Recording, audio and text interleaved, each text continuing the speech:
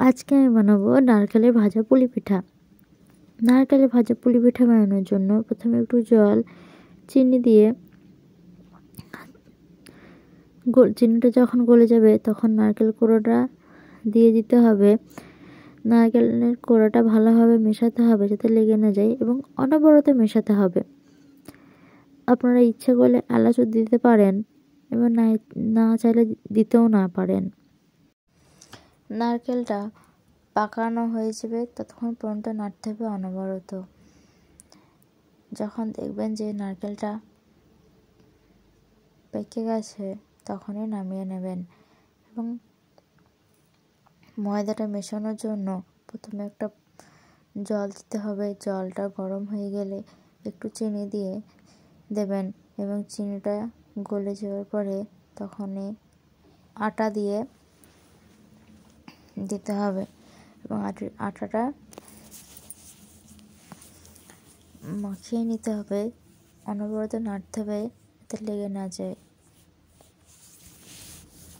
আটাটা যখন এরকম হয়ে যাবে তখনই নামিয়ে নেব এবং ঠান্ডা হয়ে গেলে মেখে নেব।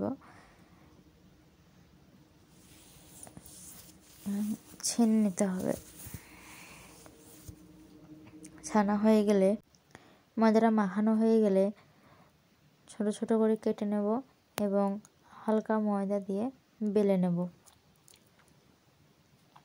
হালকা ময়দা দিয়ে বেলে লেগে যাবে না, সেটা আমরা সকলেই জানি।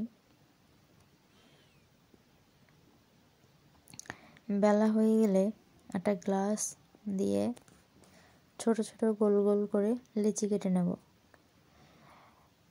একইভাবে সবগুলোই করে নেব এবং সবগুলো করা হয়ে গেলে তখন আমি নারকেলের পুরটা দিয়ে এবং বেল রাখা লিচিটা দিয়ে মুখটা মেরে নেব।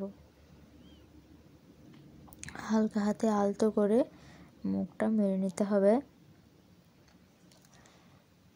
আমরা এভাবে করে একটু ডিজাইন করে নেব, তাহলে দেখতে একটু বেশি ভালো লাগবে। সেই কারণে একইভাবে আমরা সবগুলোই করে নেব। তেলটা গরম করে নেব।